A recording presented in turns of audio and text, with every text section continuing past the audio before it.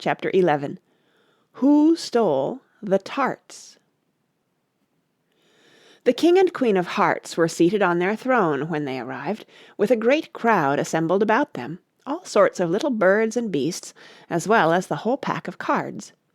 The knave was standing before them in chains, with a soldier on each side to guard him, and near the king was the White Rabbit, with a trumpet in one hand and a scroll of parchment in the other. In the very middle of the court was a table, with a large dish of tarts upon it. They looked so good that it made Alice quite hungry to look at them. "I wish they'd get the trial done," she thought, "and hand round the refreshments." But there seemed to be no chance of this, so she began looking at everything about her to pass away the time. Alice had never been in a court of justice before, but she had read about them in books, and she was quite pleased to find that she knew the name of nearly everything there. "That's the judge," she said to herself, "because of his great wig." The judge, by the way, was the king, and as he wore his crown over the wig (look at the frontispiece if you want to see how he did it), he did not look at all comfortable, and it was certainly not becoming. "And that's the jury box," thought Alice, "and those 12 creatures—" She was obliged to say creatures, you see, because some of them were animals and some were birds.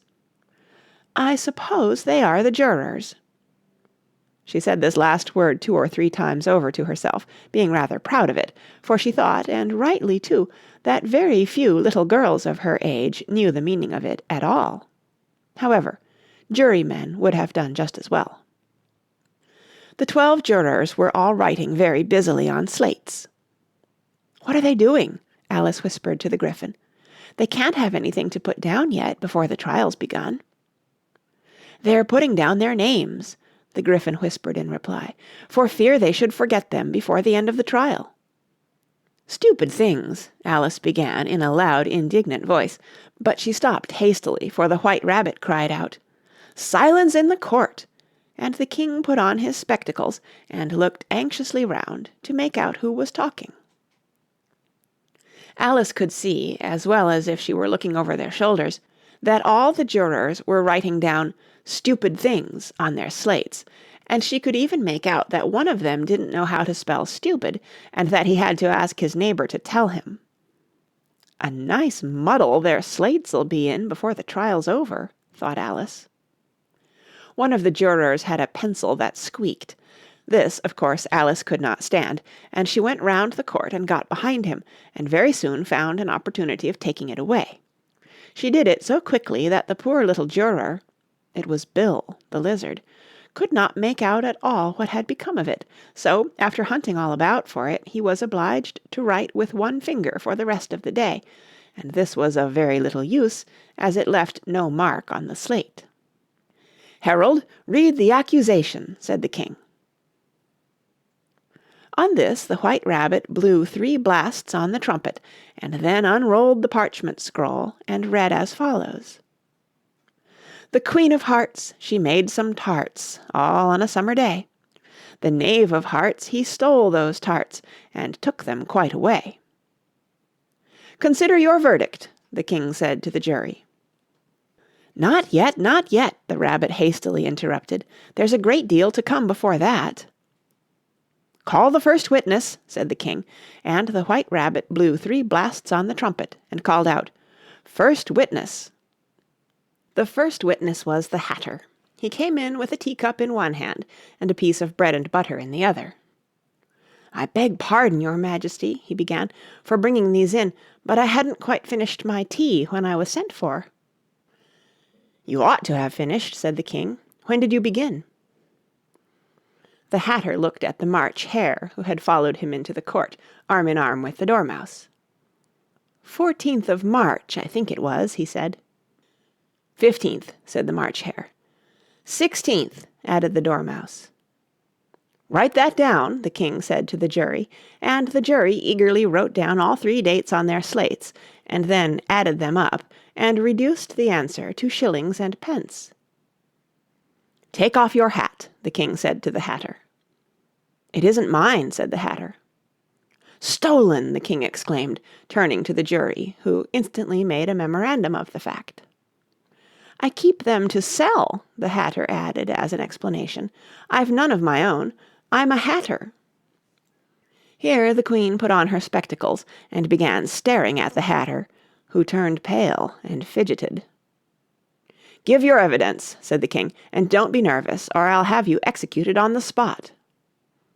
This did not seem to encourage the witness at all. He kept shifting from one foot to the other, looking uneasily at the Queen, and in his confusion he bit a large piece out of his teacup instead of the bread and butter. Just at this moment Alice felt a very curious sensation, which puzzled her a good deal until she made out what it was. She was beginning to grow larger again, and she thought at first she would get up and leave the court, but on second thoughts she decided to remain where she was as long as there was room for her. "I wish you wouldn't squeeze so," said the Dormouse, who was sitting next to her. "I can hardly breathe." "I can't help it," said Alice very meekly. "I'm growing." "You've no right to grow here," said the Dormouse. "Don't talk nonsense," said Alice more boldly. "You know you're growing too." "Yes, but I grow at a reasonable pace," said the Dormouse, "not in that ridiculous fashion." And he got up very sulkily and crossed over to the other side of the court.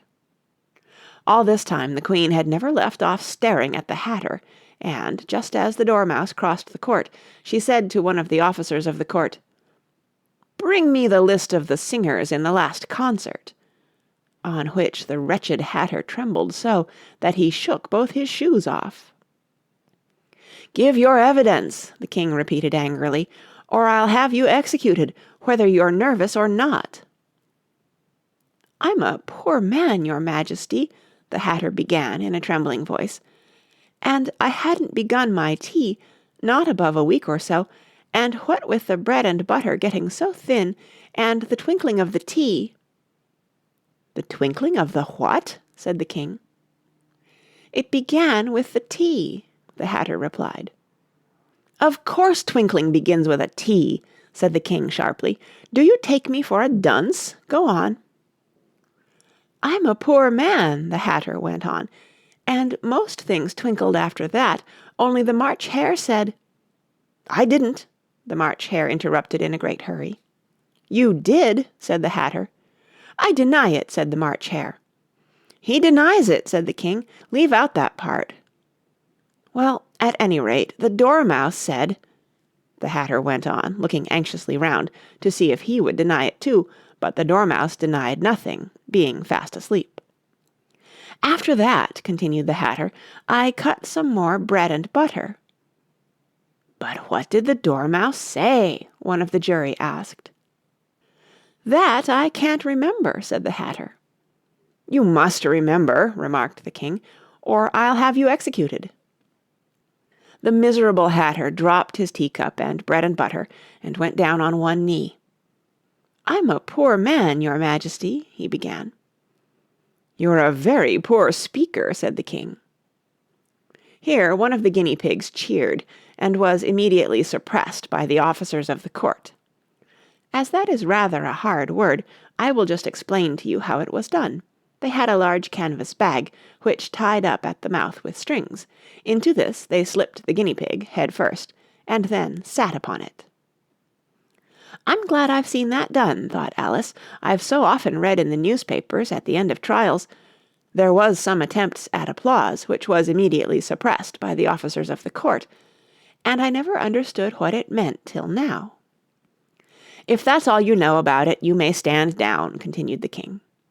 "I can't go no lower," said the Hatter. "I'm on the floor as it is." "Then you may sit down," the King replied. Here the other guinea pig cheered, and was suppressed. "Come, that finished the guinea pigs," thought Alice. "Now we shall get on better." "I'd rather finish my tea," said the Hatter, with an anxious look at the Queen, who was reading the list of singers.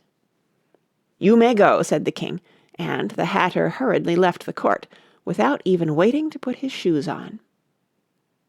"And just take his head off outside," the Queen added to one of the officers, but the Hatter was out of sight before the officer could get to the door. "Call the next witness," said the king.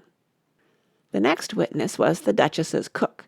She carried the pepper box in her hand, and Alice guessed who it was, even before she got into the court, by the way the people near the door began sneezing all at once.